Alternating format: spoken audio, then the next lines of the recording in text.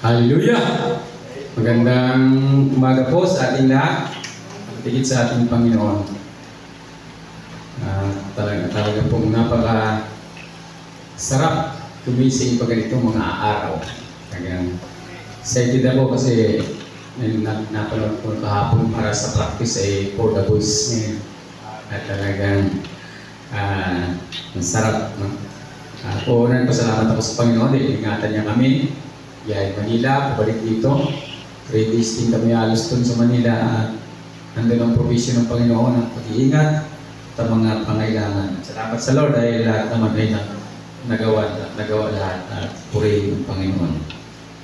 Salamat sa kanyang mga salita na patuloy natin kinakapitan. Atin po ngayon, tayo po ay sa ating pag-aaralan ngayon ay ako po ang magsa-Sunday school. Balik muna kami ni Tiamat. Tayo po muna yung manalangin. Father God, salamat Lord dahil kami Panginoon ay binigyan mo na naman ng napakagandang panahon Panginoon.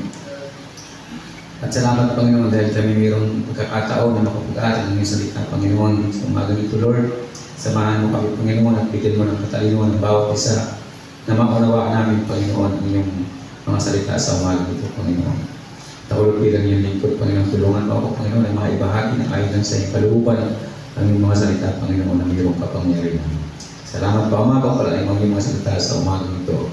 Ito'y magsilbing kalakasan, kalusugan ng aming mga lupang katawan at lalo tigit sa aming spiritual na buhay. Pamidalangin sa Panginoon Jesus. Amen. Thank you, Lord. Pag-aaralan po natin dito sa Episo chapter 4, verse 29 hanggang 31. Hanggang 32.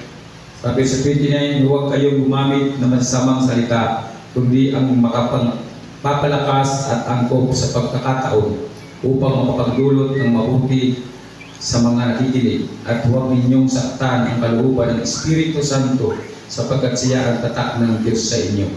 Ang katibayan na kayo'y tutubusin pagdating ng takdang araw. Aalisin na niya ang lahat ng sama ng loob, puot at galit. Huwag na kayong mambubulyaw, manlalait at mananakit ng damdamin ng kapwa. Sa halip, maging mabait kayo at maawain. Kapag patawad kayo sa isa't isa tulad ng pagpapatawad sa inyo ng Diyos. Dahil kay Kristo. Tamat sa kanyang mga salita ay talagang inuturuan tayo ng Panginoon na tayo ay maging isang mabuting mga anak.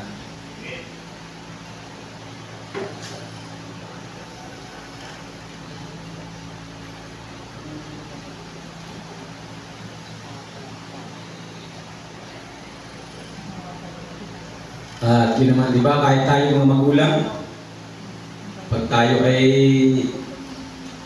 natutuwa tayo pag ang ating mga anak ay masunurin, nakikita natin sila na sila ay talagang mabubuting tao, lumalaki ng nasa tama, at lumalaki sila na mayroong respeto sa kapwa, mayroong pagmamahal, higit sa lahat sa ating Panginoon. Kaya tayo pong lahat ay mayroong ang pagtuturo ng Panginoon sa atin ay napakahalaga po na ito ay ating maipamuhay. Sabi po sa verse 1, huwag kayong gumamit ng masasamang salita, kundi ang iyong makapagpapalakas at angkop sa pagkakataon upang makapagdulot ng mabuti sa mga nakikinig. Huwag daw tayong gagamit ng mga masasamang salita para ito ay, at yung akma sa pagkakataon, para ito ay makasabi na rito, kundi iyong makakapagpalakas at angkop sa pagkakataon upang makapagdulot ng mabuti sa mga nakikinig. Di ba? Pag subukan mo, batiin mo yung isang tao ng Merry Christmas, pero ang layo pa naman. Di ba? Parang hindi naman malayo pa yung birthday, binabati mo na. So yung mga ang gusto po ng Panginoon, sabi niya, huwag kayong gumamit ng masasamang salita. Kasi likas po sa tao ang talagang gumagamit ba yung mga ekspresyon ng tao pag may kinagulat. Iba ng mga salita, sabi ng Panginoon, yung mga masasamang salita, huwag natin gamitin, kundi angkop lamang. Kaya yung mga hindi makatutulong, sabi nga yung dila raw ay ito yung pwede ikapahamak mo at pwede mo namang ikabuti. Kaya napakahalaga na dapat sa pagsalita natin, iniisip din natin kung ano yung dapat natin sinasabi, ano ba yung kaharap mo. Talagang dapat maging matalino tayo bilang mga anak ng Panginoon. Yung kaharap mo, dapat ka bang magsalita na. Kasi ang mahirap kasi pag nakapagsalita ka na, hindi mo na ito mababawi basta-basta. Minsan, nasabi mo ng minutes lang, pero habang panahon na ito, dinadala niya. Kaya napakahalaga na yung ating pagsasalita ay nasa tama. Talagang ilagay natin sa akma, sa pagkakataon. Na talagang magamit natin yung mga salita na yung talagang wisdom ang galing sa Panginoon. Kaya nga sabi ko, pag medyo masama ang loob mo, huwag ka munang magsasalita. Pag ikaw ay tuwang-tuwa, huwag ka munang magdidesisyon. Kasi baka sobrang tuwa mo ay nakapag-decide ka, nakapag-bitiw ka ng isang salita ng ganon, tapos hindi mo ito magagawa, baka mapupulakan ka. Kaya sabi ng Panginoon, huwag tayong gagamit ng masamang mga salita, kundi yung makapagpapalakas lamang sa Kanya. Baka kung mga kapatiran may problema, lumapit sa iyo. Kaya nga sabi ko, dapat alam mo yung taong mong lalapitan. Halimbawa, ikaw may problema sa iyong mag-asawa, tapos lalapit ka sa isang tao na hiwalay sa asawa. Sasabihin niya sa'yo, may nangyari niya sa taytay noon. Hiwalayan mo rin. Hiwalayan mo kasi tingnan mo ako ngayon, malaya na ako. Kasi yun din yung kanyang But, pero sa atin bilang mga anak ng Diyos, mga Kristiyano, dapat po tayo ay mayroong malalim na tayo pagdating sa. Kaya nga lagi ko sinasabi, magbasa tayo ng salita ng Panginoon. Kasi dito mo malalaman kung ano talaga yung purpose ng Diyos sa iyo sa pagbabasa mo. Kaya pag nagagamit tayo ng mga salita, isipin natin. Lagi kong pinag-aaralan na pag ikaw ay galit, huwag ka na lang munang magsalita. At pag ikaw ay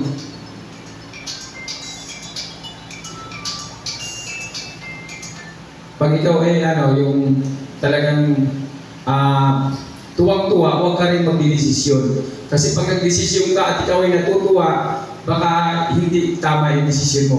Ay maging matalino po tayo. Sabi ng Panginoon, huwag tayo magsasalita ng masasama, kundi mga mabubuting salita lamang ating sasabihin, at yung mga makapagpapalakas at ayon sa pagkakataon na ipagsasalita sa salitain natin sa oras na yun. Kaya, yun po ang sabi sa verse 1, tayo po ay huwag kayong gumamit ng masasamang salita, kundi iyong makapagpapalakas ng angkop sa pagkakataon upang makapagdulot ng mabuti sa mga nakaririnig. No? Kayo, meron ba kayong masasabi doon? Baka meron gusto magdagdag. Baka meron gusto magdagdag. Sunday school naman ito sa atin. Baka meron gusto magdagdag na ano ba ang dapat yung idagdag? Huwag daw kayong gumamit ng masamang salita, kundi ang inyong makapagpapalakas at angkop sa pagkakataon upang magdulot ng mabuti sa mga nakikinig. Sa second verse po, sabi sa 30, huwag ninyong saktan ang kalooban ng Espiritu Santo, sapagkat siya ang tatak ng Diyos sa inyo, ang katibayan na kayo'y tutubusin pagdating ng takdang araw. Huwag daw saktan ang kalooban ng Espiritu. Kasi sabi niya, ang Espiritu raw ay matampuhin. Sabi niya, lahat ng pagkakasala pinapatawad. Pero pag nagkasala ka sa banal na Espiritu, and sabi ng Panginoong Jesus, ito ay walang kapatawaran. Huwag natin saktan. Kasi pag tayo po yung nakakapagsalita ng masasama, nasasaktan po ang banal na Espiritu. Diba, pag kayo ay nakapagsalita ng kapagawa ng hindi maganda at na-realize na hindi yun tama, nagsisisi ka. Kaya kailangan na talagang pag-ingatan po natin. Sabi niya rito, at huwag ninyong saktan ang kalooban ng Espiritu Santo, sapagkat siya ang tatak ng Diyos sa inyo. Yung kalooban ng banal na Espiritu, huwag daw po natin saktan. Ano ba ang kalooban ng banal na Espiritu? Alam naman niyo yung bunga ng banal na Espiritu, pagmamahal, yung nandun lahat, yung kapayapaan, doon lahat yung ilang beses, yan pa yung bunga ng banal na Espiritu, yan po yung mga bunga ng banal na Espiritu, at yun po yung love, peace, joy, nandyan po yan na talagang dapat po ito ay nasa atin. Kasi kung tayo ay laging nagsasalita ng hindi magaganda, lagi tayong nagagalit, lagi tayong gumagawa ng mga bagay na ikakasakit ng ating kapwa, nasasaktan po natin ang banal na Espiritu na siyang nananahan sa atin. Kaya dapat po tayo ay laging mayroong pag-ibig. Nakikita sa atin yung pag-ibig, at yung pag-ibig po sa pamagitan ng ating mga pananalita, sa ating mga ginagawa, ito po ay nakikita sa atin kung ano yung pag-ibig mo sa iyong kapwa. Diba? Talagang nandun yung pagiging maalalahanin, nandun yung mga bagay na hindi mo naman dati ginagawa pero nagagawa mo kasi dahil mayroon kang pag-ibig. Yun yung bunga ng banal na Espiritu. At mayroon kang kasiyahan, kapayapaan sa puso kahit nga nagkakagulo na sa mundo, pero ikaw alam mo, nasa Diyos ka pa rin. Kasi ang sabi nga ng Panginoon, mangyayaring lahat, magkakaroon ng gira, gulo, mga magpagkulo, pagkitan, maraming mangyayari. Pero sabi ng Panginoon, yan ay hindi pa yan ang katapusan. Dapat po mayroon tayong kapayapaan sa ating mga puso, na ito po ay lagi natin nasa ating mga puso at isipan. Kung ba kahit nakakaranas ka ng hirap, nakakaranas ka minsan ng karamdaman, nakakaranas ka ng mga pagsubok sa buhay mo, pero alam mo, mayroon kang kapayapaan kasi alam mo kasama mo ang Panginoon. At yun yung bunga ng banal na Espiritu. Sabi niyo, huwag natin sasaktan ang kalooban ng banal na Espiritu dahil siya po ay nananahan sa atin. Siya po ay laging nananahan sa atin. Yung karamdaman pala, ang karamdaman, pag ang tao may karamdaman na piling magpalayo sa iyo sa Panginoon. Kumpulbi sa pagtanggap mo sa karamdaman. Kumpulbi sa karamdaman na naramdaman mo na to. May karamdaman kasi na pag nagkaroon ka ng karamdaman na ilalayo ka sa Diyos dahil yung iniisip mo ron, Panginoon, bakit ako nagkaroon ng ganito? Mayroon namang karamdaman na nagpapalapit sa Panginoon. Panginoon, tulungan mo ako.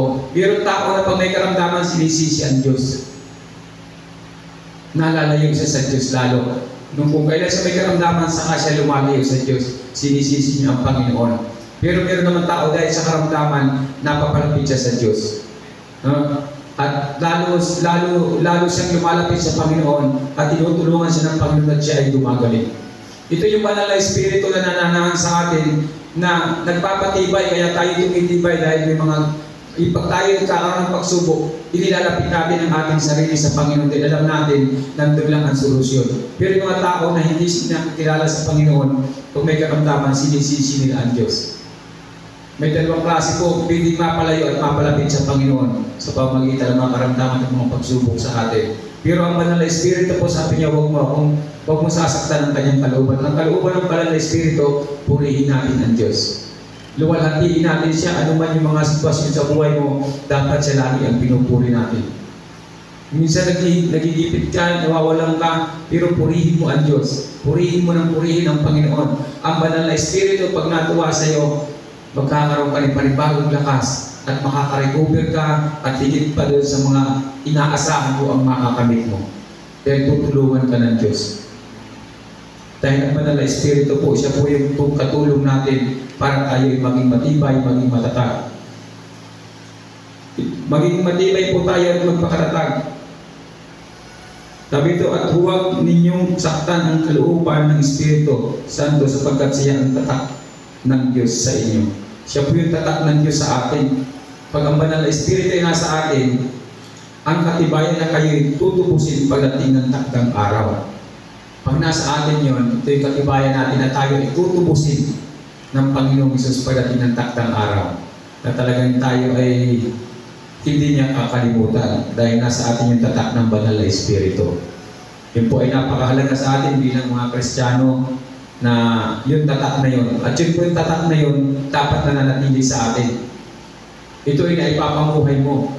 Pag nasa iyo ang banal na Espiritu, ano man yung mga pinagdadaanan mo sa buhay, ikaw po ay magtatagumpay. So, minsan, hindi na mawalan tayo ng kalimpitan, minsan kinakapos, pero masaya ka kasi alam mo, sa gitna ng dilim kinabukasan may liwanag ulit.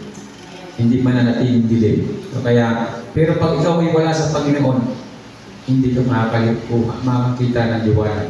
Mananatili ka sa kadiliman. Kaya ang tao na nasa Panginoon, ninanais niya lagi na siya ay mapalapit sa Diyos at magkaroon ng ugnayan sa Panginoon at ang Banal na Espiritu. Ito po yung nagiging daan para tayo lalang mapalapit sa Panginoon.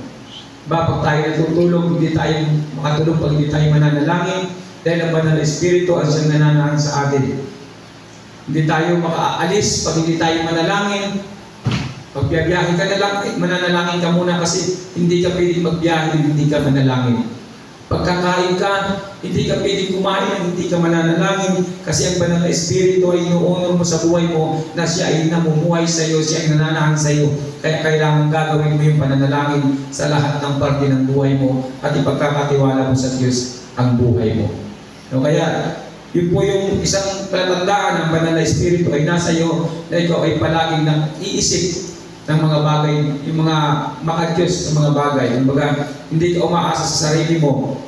Kumbaga sa Diyos ka lagi nakaasa. Lahat ng yun, kahit sa pag-alis mo nga, talagang nananalangin ka dahil lagi mong hinihingi ang patnubay ng Banal na Espiritu. Kaya napakalaga po sa atin bilang mga anak ng Diyos na ang Banal na Espiritu po ay mananahan sa atin. Siya po talaga yung pinaka-number 1 na kailangan natin dahil siya po yung nagtutuwid sa atin. Meron naman tayong mga pagkakamali at saka meron ka mang gustong gawin, hindi mo ito magawa kasi ang Banal na Espiritu ang nagkagayod sa iyo. Tutulungan ka talaga niya. Itatama ka niya ang buhay mo, aayusin niya ang buhay mo, gagawin ka niyang tama sa harapan ng Diyos. May mga tatanggalin siya sa iyo at may mga idadagdag siya sa puso mo na higit mong pupurihin ng Diyos dahil makikilala mo siya ng lubusan sa pamagitan ng pananalangin mo palagi na lagi mo inaalala ang Banal na Espiritu na lagi mong kasama. Kaya ang iyong katawan iniingatan mo at ikaw naman ay proteksyonan ng Panginoon. Sabi po sa 31, alisin na ninyo ang lahat ng sama ng loob, puot, galit. Tanggalin na raw natin yung sama ng loob, puot at galit. Di ba? Karamihan pag medyo na ikaw ay nasasagi o nasasaktan yung iyong damdamin, talagang nagre-react ka bilang tao. Talagang nagagalit ka. Pero sabi rito, alisin na ninyo ang lahat ng sama ng loob at galit. Sabi ko rito, alisin na lahat ng sama ng loob. Hindi lang isa, kundi lahat ng sama ng loob, alisin na ninyo. Pati ang galit. Kasi kung minsan, ito po yung nagdadala sa atin para tayo ay ito pa nga minsan dadala ng karamdaman eh. Kaya kakaroon ka ng karamdaman minsan. Pag meron kang sama ng loob, minsan kasi may tao na. Yung sabi niya, may narinig ako nung una sa kilala ko o tiyuhin ko nga pala siya. Sabi niya, yung galit ko sa iyo, dadalhin ko sa hukay. Ba yung mga galit na walang kapatawaran, yung parang naglipas na yung ilang dekada na 20 years, 30 years, pero yung galit na nanatili sa kanya. At yun ay hindi makatutulong sa atin. Yung talagang pag nakikita mo yung isang tao, naniligas ka sa tindi ng galit mo, pero yung tao tuwa-tuwa, masaya-masaya, pero ikaw naman ay galit na galit at talagang naglilisik ang iyong mga mata.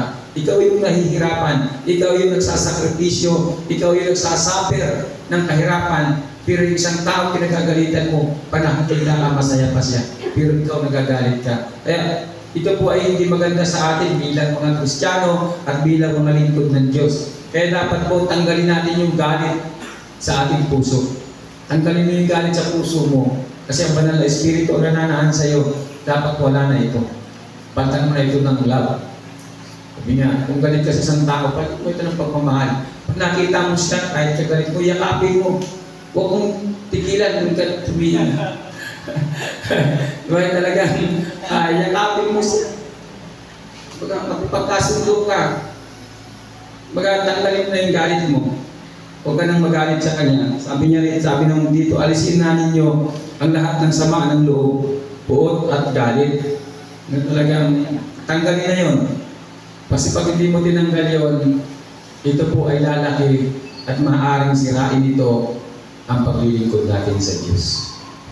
Baka po mawala ang ating pananampalataya dahil sa galit na to At ito po yung kakain sa iyong pagkatao hanggang sa ikaw ay mapahiwalay sa Diyos. Malayo ka sa Panginoon dahil sa galit nito. Kaya sabi ng Panginoon, alisin na ninyo ito, yung puot at galit. Kasi pag wala po yung galit, ito lang naman yung magiging daan ng kaaway para ikaw ay mailayo sa Kanya. Pero pag ito'y wala na sa iyo, mananatili ka sa Panginoon at magiging masaya ang buhay mo.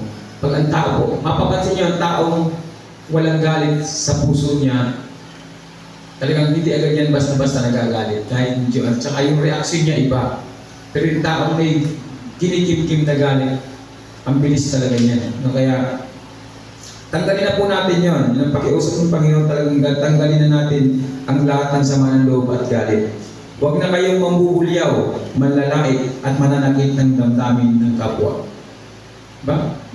Marami kasing nambubulyaw, nang lalait. Ba? Naalala ko yung kaibigan ko, simple lang manglait. Sabi niya, tatanungin ka, ano shampoo mo? Sabi niya, kung ano, may conditioner pa ako eh. Kaya pala lapot ng buhok ko. Parang alambre. Mga panglalait na. Pagka tayo po, huwag na raw tayong mambubulyaw, huwag na tayong maglalait. Pag tayo po ay, di ba, madalas ito talaga nangyayari. Madalas ito yung pag ikaw ay pag nasalitaan ka ng malakas, parang mas malakas pa yung salita mo sa kanya. Nagagalit ka rin, nambubulyaw ka. Diba? Alam mo, tandaan ninyo, pag nagalit ka rin, parang pareho na lang kayong dalawa. Kaya sabi niya, huwag ka na rin mambubulyaw. Pwede mo naman magsalita ng mahinahon, magsalita ka na lang ng mahinahon. Huwag ka nang mambubulyaw, sabi niya rito, huwag ka nang mambubulyaw at manlalait. Itong panglalait, ito talaga marami ito sa tao eh. Diba? Yung mga sabi niya sasabihin, okay naman sana, maganda sana, kaya lang tamo naman yung katawan niya, walang baga guwapo sana, pero ang dami mga itong paglalait po, ito po ay hindi rin pala maganda. Yung nilalait mo yung kapwa mo, pagamat parang light, parang ano lang, pero hindi maganda. Dapat po tanggalin natin yung huwag tayong maglalait at mananakit ng damdamin ng kapwa. Talagang huwag daw tayong mananakit ng damdamin ng kapwa. Hanggang kaya po natin gawin ito, gawin po natin na talagang makilala ang Panginoon sa ating mga sarili. Sa ating bilang anak ng Diyos, makilala siya sa ating mga buhay. Sabi ko nito sa target ito, sa halip, maging mabait kayo at maawain. Magpatawad kayo sa isa't isa tulad ng pagpapatawad sa inyo ng Diyos dahil kay Kristo. Dahil sa Panginoong Isus tayo pinatawad ng Ama. Lalo po lagi tayo mapagpatawad. Ano man yung mga, huwag tayong magkaroon ng galit sa ating mga puso. Talagang dapat nandun yung pagpapatawad natin sa ating kapwa. Pag narinis po natin itong lahat, hindi tayo nagagalit, kapag narinis natin yun, nawala sa atin yun, masaya po ang buhay natin. Magiging masaya po tayo at talagang nandun po. Sabi niya rito, alisin na ninyo ang lahat ng sama ng loob, puot, galit, huwag na kayong mambubulyaw, manlalait at mananakit ng damdamin ng kapwa. Pag ito po ay wala na sa atin, pag ito ay natanggal natin, magiging masaya po ang ating pamumuhay. Subukan niyo yung taong walang galit sa puso. Kahit anong masaya yan, talagang nag-uumapaw ang kasiyahan sa kanyang puso. Diba? Kaya ito po ay dapat nating maramdaman sa ating puso, sa ating isip, ay doon po yung talagang alisin na natin yung puot at saka yung galit sa ating mga puso. Maging mapagmahal po tayo sa ating kapwa. No? Talagang yan po ang gusto ng Panginoon sa atin. Wala tayong sama ng loob. At yun po yung magdadala sa atin sa tagumpay. Tayo po ay mayroong pangarap na maging maayos ang ating mga buhay, maging maganda ang takbo ng ating buhay. Alam po ninyo, pag tayong lahat ay maraming kaibigan, walang nagagalit, walang tao kang na nagsumasama ng loob sa iyo, ito po yung isang magiging daan para ikaw ay lalong pagpalain ng Panginoon. Bagamat hindi mo maiwasan, may mga tao talaga na nagagalit sa iyo, pero huwag mo na lang silang pansinin. Talagang ikaw ay mamuhay na meron talagang nandun sa puso mo yung pagsama ng banal na Espiritu sa iyo at tinatanggal mo na yung mga galit na yan. Nandun po sa puso natin na maging mabait po tayo. Kaya ang hirap din talaga na parang ang hirap gawin, pero sa totoo lang po, pag tayo po ay malapit sa Panginoon, ang lahat po ng nabanggit dito, ito po ay kayang-kaya natin gawin sa tulong ng banal na Espiritu. Ulitin ko lang po yung mga verse. Sabi niya sa unang verse, huwag kayong gumamit ng masamang salita, kundi yung na makapagpapalakas at angkop sa pagkakataon upang makapagdulot ng mabuti sa mga nakikinig. Ibahin na natin yung pag may mga nagugulat ka, mga praise the Lord, hallelujah, yung mga gandang salita na sasabihin mo. At pag mayroong mga taong nagagalit sa iyo, i-bless mo na lang sila. Pag-pray mo na lang sila. Palitan mo na, baliktarin mo na. Imbis na magalit ka sa kanila, imbis na isumpa mo sila, panalangin mo na lang sila na sana isang araw makilala nila ang Panginoon. Magbigay ka sa kanila ng mapagpapalang mga salita na isang araw makikilala mo rin ang Diyos. At pag nangyari yun, ikaw mismo lalapit siya sa iyo at magpapasalamat siya, no? Dahil sa mga sinabi mong magagandang salita. Pero pag yung isang tao galit sa iyo, sinabihan mo rin ng masamang salita, pag isang araw, magagalit din siya sa iyo. Pero pag yung magagandang salita ang binabalik mo sa mga salitang sinasabi niya sa iyo, kahit anong masamang salitang sinabi niya, pero magaganda ang binabalik mo, yun po ay magiging pagpapala sa kanya at darating ang panahon, magiging magkaibigan kayong muli. Sabi niya dito, huwag kayong gumamit ng masamang salita, kundi iyong makapagpapalakas at angkop sa pagkakataon upang makapagdulot ng mabuti sa mga nakikinig. Subukan mo pag kahit may galit sa iyo. Sabi nga ng Bible, kung mayroong galit sa iyo, regaluhan mo ng panihim. Mga ilang beses mong regaluhan, malalaman, galing pala yan sa Kikuelito. Mawawala na yung tampo ng tao. Diba? Nawawala na. Kasi nga, nakakapagawa ka ng mabuti sa kanya, nakakapagpasaya kasi hindi niya. Kanina ba galing? Hindi ko po alam kasi may nagpapabigay lang. Dito ay bandang huli malalaman mo, yung palang tao na nagbibigay sa iyo at magkakasundo kayo, magiging magkaibigan muli kayo. At yung po mga hindi magagandang salita, ibabalik po natin ay yung magagandang salita. Sabi ko sa 30, at huwag ninyong saktan ang kalooban ng Espiritu Santo sapagkat siya ang tatak ng Diyos sa inyo, ang katibayan ng kayo'y tutubusin pagdating ng takdang araw. Huwag daw natin saktan ang kalooban ng banal na Espiritu. Ito po yung pag tayo po ay nagsasalita ng mga pagpapala, mga kabutihan, mga mabuting salita, ito po yung nagpapalakas sa banal na Espiritu at nananatili siya sa atin. At ang bunga nito ay pag-ibig, kapayapaan, at nandun po yung talagang mga bunga ng banal na Espiritu na yun pong lahat ang gusto ng Panginoon na mangyari sa atin. Kaya panatilihin po natin ito sa ating mga buhay. Ang banal na Espiritu na siyang nagbibigay sa atin ng lakas. Sabi niya sa 31, alisin na ninyo ang lahat ng sama ng loob, puot at galit. Ito po ang napakabigat sa loob ng isang tao. Pag ikaw ay may puot at galit sa puso mo. Talagang, sabi ko nga, yung mga galit na dadalhin ko sa hukay ang galit ko sa iyo.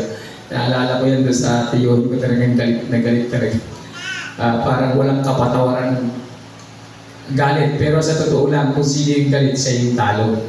Kasi kada makita mo yung taong kinagagalitan mo, nanlilisik ang mata mo, nagagalit ang ngipin mo, pero siya tumatawa lang. Kaya tanggalin po natin yan, hindi yan makakatulong sa atin bilang mga lingkod ng Panginoon. Huwag na kayong mambubulyaw, manlalait, mananakit ng damdamin ng kapwa. Huwag na po natin gagawin yun. Purihin na lang natin sila. Magbigay na lang tayo ng magandang salita sa kanila. Sa halip, maging mabait kayo at maunawain, mapagpatawad kayo sa isa't isa tulad ng pagpapatawad sa inyo ng Diyos dahil kay Kristo. Patawarin natin kung may nagkasala sa atin, patawarin natin. Talagang kailangan po yun.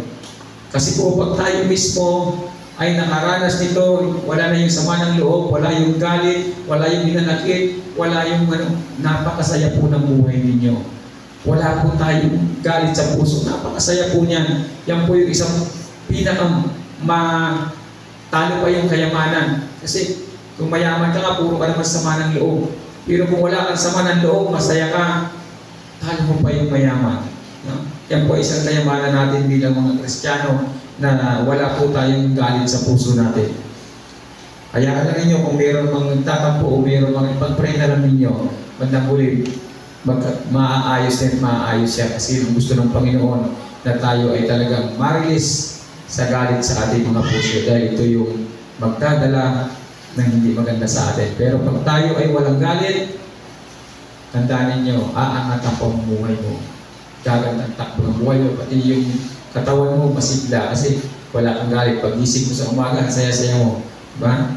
Maawit ka, diba? Talagang pagharap mo sa salamin, kita mo sarili mo, nasabi mo, ang gwapo mo, ang ganda mo, kasi wala kang galit sa puso mo. Kasi yung galit po, nagpapapangit yan sa tao.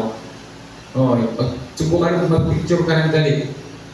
Tapos kung picture ka na nakatawa ka, ipag-compare mo kung ano yung mas maganda. Kahit ako sinubukan ko yung picture ako ng galit, hindi talaga, iba talaga yung aura ng mukha mo, pero mag-picture ka ng ikaw ay masaya. Naku, iba yung parang ang layo ng diferensya, parang 5 years ang diferensya ng mukha mo. Sobra pa. Kaya piliin natin na talagang nandun yung kaligayahan galing sa Panginoon. Tanggalin mo na yung galit na yan. Itapon mo na yan doon sa may-ari. Sa David yung galit na yan, hindi natin yan dapat entertainin. Dapat yan talagang tinatanggal. Salamat sa magang ito sa kanyang mga salita. Sana po meron tayong napulot na aral mula sa Panginoon. Tayo po manalangin. Salamat Lord sa umaga ito, Panginoon. Salamat sa inyong mensahe sa Sunday School, Panginoon.